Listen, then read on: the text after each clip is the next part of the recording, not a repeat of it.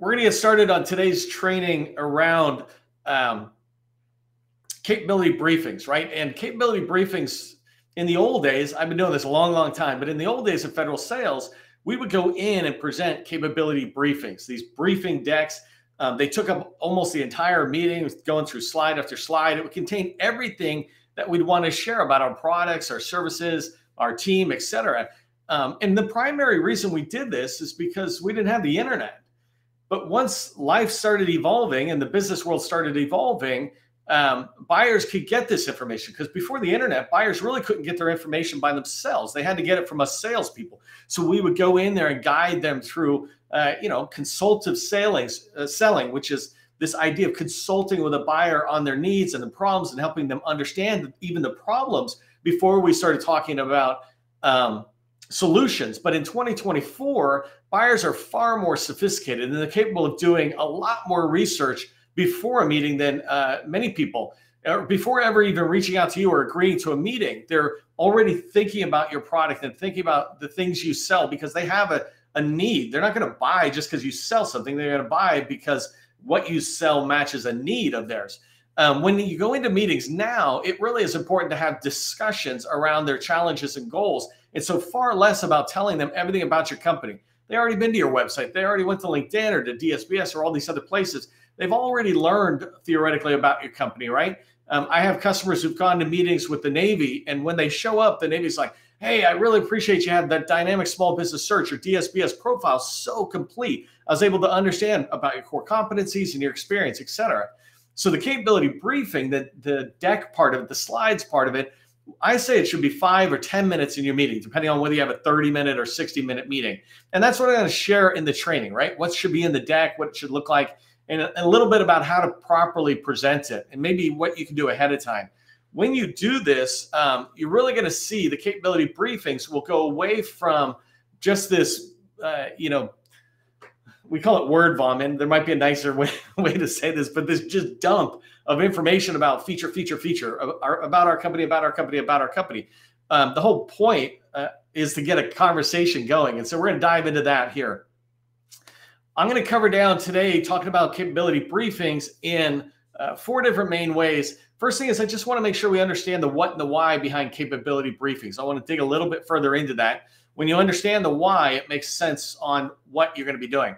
The second thing I'm going to cover are the slides that are in a typical deck. When we work with customers, we say this is the deck. And then number 3, I'm going to talk about how to prepare for your capabilities briefing. So what can you do ahead of the briefing to guarantee or ensure success? And there's things you can do before any meeting to guarantee its success. And so I want to give you some tips about that. And then when you're in the capability briefing, I want to give you some tips on how to control the meeting. When I say control, it's not in any kind of bad way, but rather than let the meeting just happen and nobody really knows what came of it, somebody being in control, you will ensure we get to the grocery store and get home so we can cook dinner, right? There's always somebody in control, and I want that to be you so that it drives in the direction you want to go. If you don't know who I am, my name is Neil McDonnell. I want to welcome you to my federal sales training, where I provide tips for success in the federal market. I spent 20 years as a small business owner in the federal market doing IT services, professional services, enterprise architecture, et cetera. And since 2018, I've been teaching people like you that government contracting is not a secret. It's just a process. When we follow a process A to Z, we're going to have repeatable, predictable results. And that's what I want for you. I want you to be able to predict the success that you're going to have from capability briefings, et cetera. If you haven't done so already, please subscribe to our newsletter. The Government Contracting Success newsletter is out there for your benefit. We put a lot more information.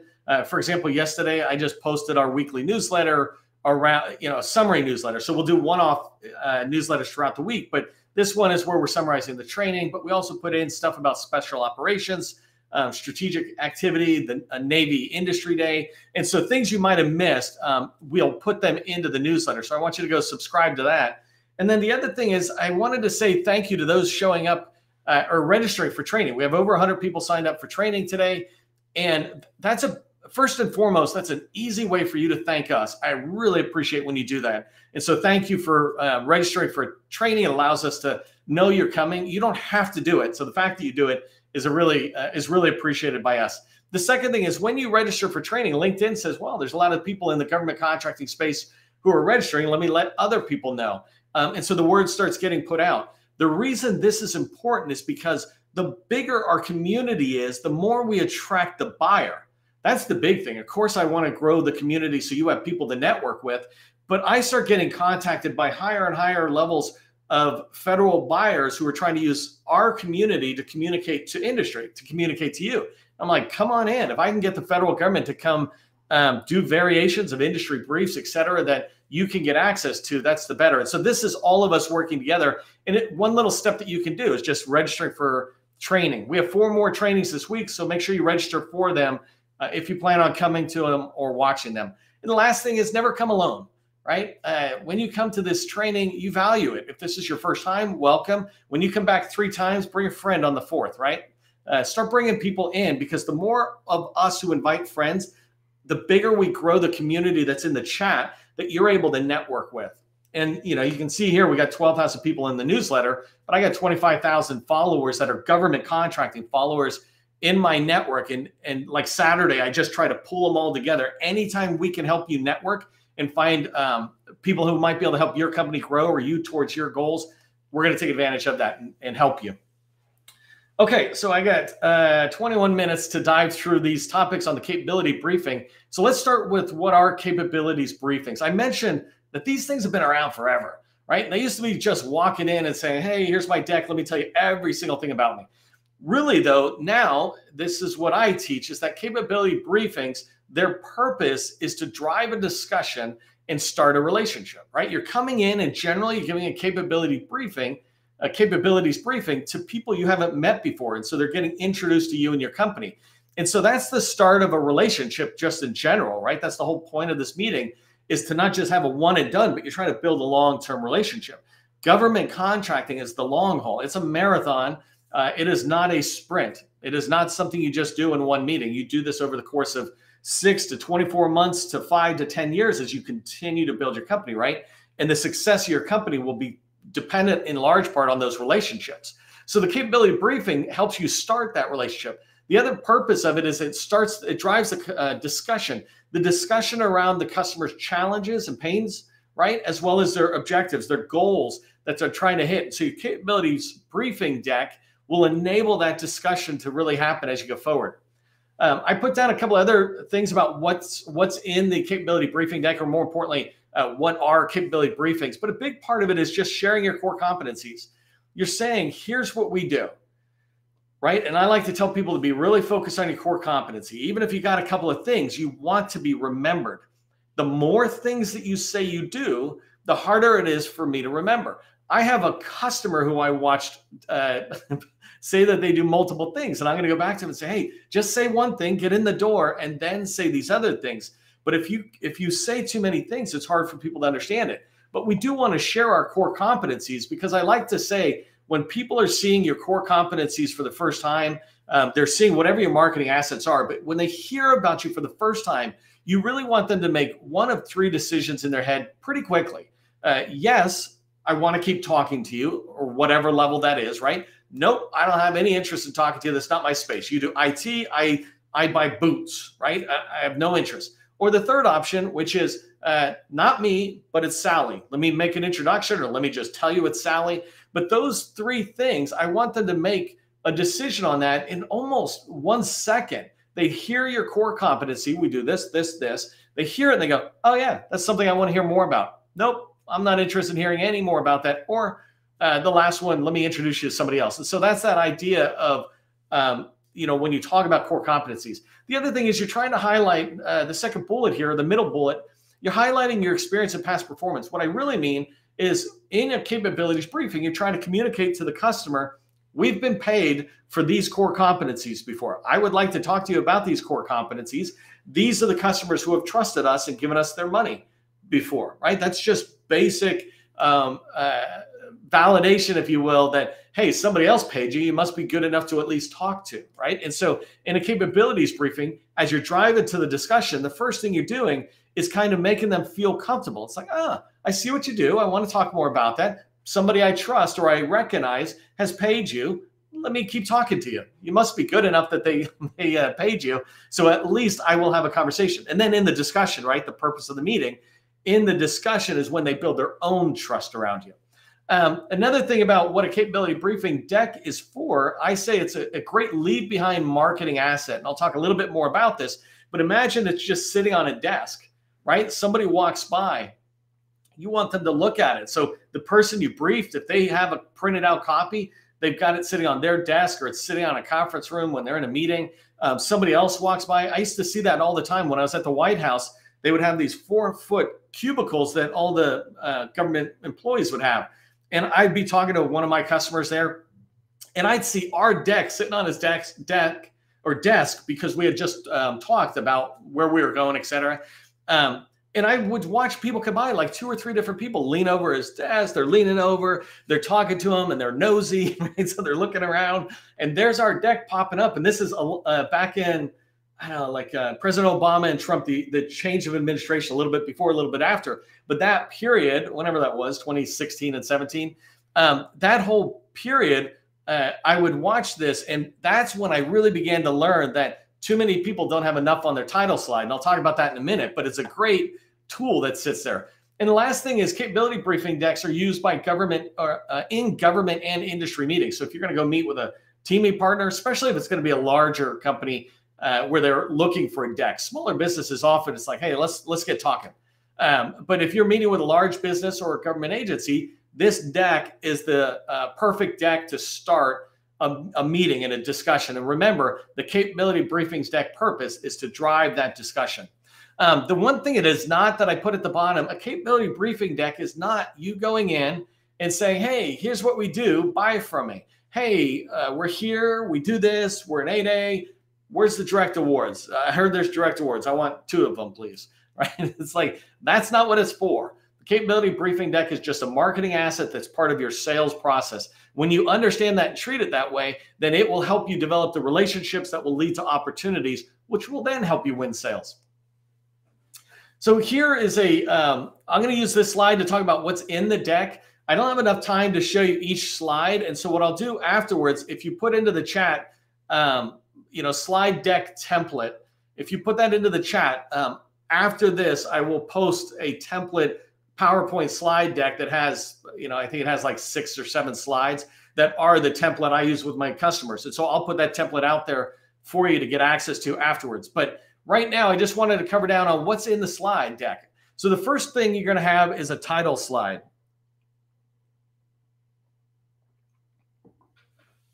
And the whole purpose of this, again, what I say is it needs to have the basic communication information right on the front. So for example, here's my company name. Here's what we do. We protect data at rest, in motion, and in use. Right? We protect data at rest, in motion, and in use. Anybody who's in the data world, when they see that, they'll go, oh, that's a data company. Let me see that deck, right? So that title slide is kind of communicating that. It's also got your basic contact information. Here's our company. Here's our cage code, UEI, point of contact, all of that right there on the first slide. It has a couple of basic logos. And then one of the things I like to do is I like to customize this. I don't go crazy customizing for each customer like some of the advice out there. Anybody who gives that advice doesn't understand how busy small businesses are. But I do like the idea, if I'm going to meet with the Navy, for example, I'll throw a picture of the Navy ships in the background. And if I'm going to meet with the Air Force, I just right click and say change picture and put a bunch of airplanes from the Air Force on there. Little simple changes I can do in 5 minutes or less. When they look at it, they tie my company to the Air Force, for example, and like, oh, hey, I feel like we're working together already. Me too. Just give me the contract. Okay, so that's title slide. Second slide is a quad chart. And the idea of this quad chart, it's a company overview. In one slide, the second slide, in one slide, they can see everything about my company. It basically is the capability statement rearranged into a PowerPoint looking format. And so the purpose of this company slide is to demonstrate immediately that we're procurement ready, right? When you look at that, you can see we're registered in SAM. If you see we got a basic contract vehicle, some of these other things that are just subliminal hints in less than a second to the reader that, oh, this company is squared away. They're already ready to take our money. Now we just have to decide if we want to give it to them. The other thing is, as your company's maturing, you're able to demonstrate you got a strong back office. Maybe you're using Kronos or some of these other tools to manage your back office activities. Maybe you've got CMMI or ISO certifications. Those things are good.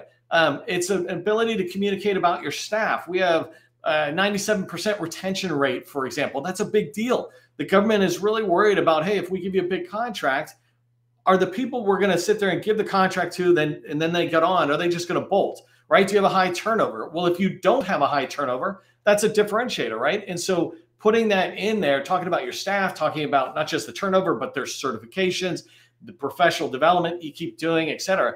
But that one slide, and it's funny, I got a little tip for myself, but the idea behind that is you can show that one slide, and if all they do is they take the deck and they rip it out and they go, here's everything about Neil's company that I wanted to remember. And so you'll see that in the template, but it's a quad format. And the reason I do that, especially in the military, we're used to seeing things in 4 quadrants, right? Really quick information. And it allows us to make snap decisions or understand you very quickly. Slide 3 is when I talk about the core competencies. So in the second slide, I briefly talk about the core competencies in a quad, so a couple of bullets. But in slide 3, I actually break it up more. So if I really want to talk about what we do, for example, I did SharePoint in my last company. I might talk about, I used to like talking about SharePoint, communication, collaboration, consolidation, and consistency. And then I was able to talk off of that pretty quickly. And I could put a couple of sub bullets on that slide, but that one slide, and if I have multiple core competencies or related core competencies, I might have a second and a third slide. But the purpose is to demonstrate this clear, focused niche offer that we have, that this is what we do. I want them to reject me as much as I want them to accept me, right? Of course, I want them to accept me. But if the right answer is for them to go, that's not me, that's not what we do, I can't help you. If they can't introduce me to somebody else, then I want to get out of the meeting as fast as possible, or at least want to be able to move on. And so remember, the idea of any slide you put together, any marketing asset you put together, is to help somebody in a few seconds, not minutes, in a few seconds, be able to understand what you're trying to communicate.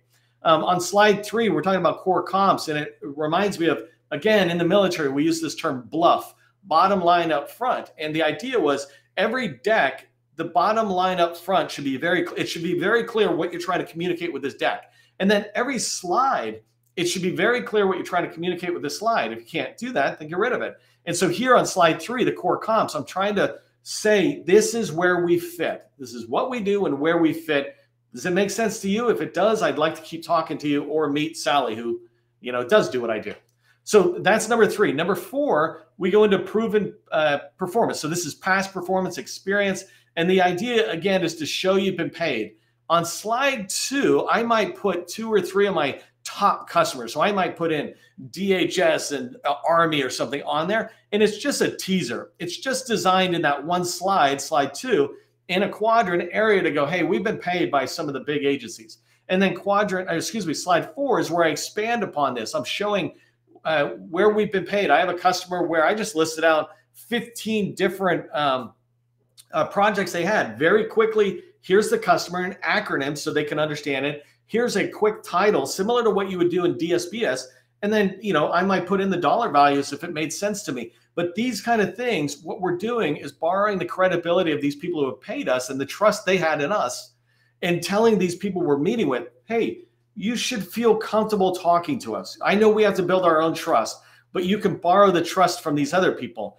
It shows you that you don't have to worry about being the first person to take a risk on my company. This is why I tell you, when you work in government contract, if you're not making money, if you're not making a lot of money, subcontract under smalls to begin to get some of their borrowed credibility and get access into their agencies. Number 5 are the case studies. And so here we just do 3 sections in there. I don't know if I say it. I might say, yeah, I do. So the purpose of the case study, by the way, is to showcase a couple of related past performances. So an example is when I did SharePoint in slide 3, the core comps said SharePoint something, something, something, right?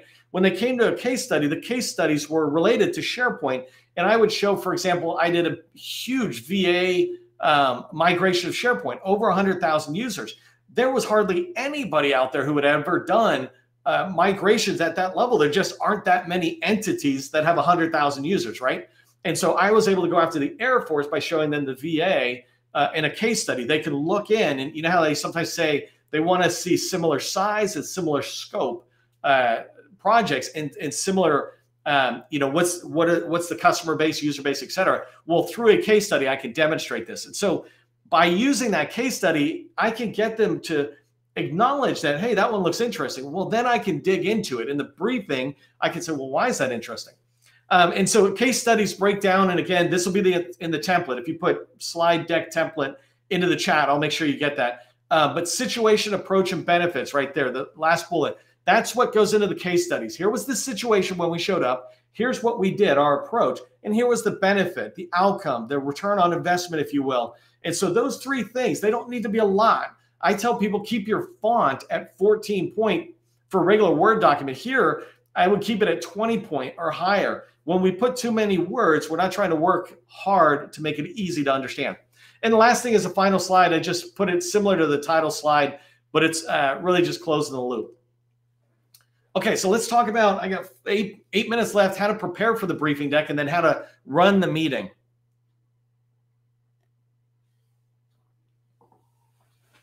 So whenever you're doing anything with sales, but in particular with the government, you want to do research, right? I talk about how you do research, targeting, and outreach are the first steps of building a relationship.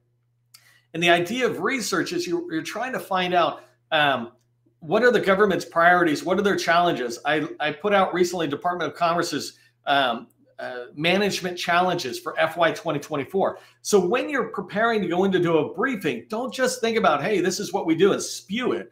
You want to understand, what are they trying to do? What are they running into, et cetera? So I put down strategic plan or their budget. You want to look at these documents and see the program, see what they're trying to do, so that as you're preparing for the capability briefing deck, and when you're talking about what you do, you start using maybe some of their language or some of their challenges. You weave it in. You don't lie, right? But you're aligning what you do to what they need. I put down also the org chart, right? If I'm meeting with somebody, I'm doing a briefing, I always say that you want to have an objective for a meeting. What is your objective? And so if your objective meeting somebody here, doing a capability briefing, and a lot of times that's with like small business professionals, will know where do you want to go in the agency. When you know that, when you understand the org chart, you're able to start talking and getting these people to push you to the next level, right? So you can ask the right questions, but you can also move forward. Hey, I notice you're here doing this thing and you have this sister branch over here. Do you guys work together? Like that kind of stuff helps you have conversations. But when you have the org chart understanding, some other things you can do before the meeting to make your capabilities briefing go really well, engage with those people on LinkedIn. Find them on LinkedIn. Not everybody's engaged on LinkedIn, but if you can find them out there, do it. I just found the head of an Air Force contracting activity. And if you pay attention to me on LinkedIn, today I just posted a Air Force summary budget. I did it because I found this person, and my goal is to talk to them in a month or two, right? I look at the long term. And so I'm sharing content that person cares about and that you will find helpful in order to help my customers, right? And so you want to engage on LinkedIn. Many buyers, I would submit 100,000 plus easily are engaged on LinkedIn. There's over 1 million on LinkedIn. And then ask somebody, if you have a meeting, reach out and say, hey, this is what I'm doing to prepare for a meeting. Is there anything else? It's a great way to kind of keep warming up the relationship before you even start it.